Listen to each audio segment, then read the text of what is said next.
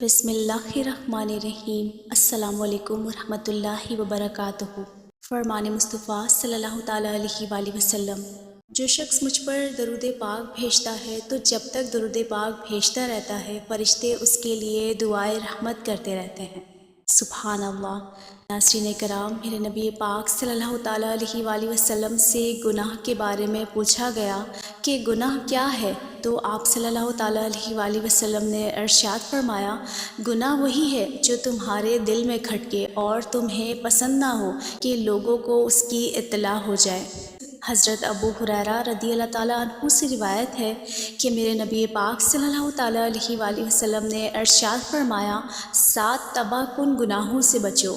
تو لوگوں نے پوچھا، یا رسول اللہ صلی اللہ تعالیٰ علیہ وآلہ وسلم، وہ کون سے گناہ ہیں؟ تو میرے نبی پاک صلی اللہ تعالیٰ علیہ وآلہ وسلم نے فرمایا، شرک کرنا یعنی اللہ کے ساتھ کسی کو شریک کرنا، جادو کرنا، کسی کو ناحق مار ڈالنا، سود کھانا، یتیم کا مال ہڑپ کر جانا، میدان جہاد سے بھاگ جانا اور نیک عورتوں پر تہمت لگانا۔ جزاک اللہ خیرا۔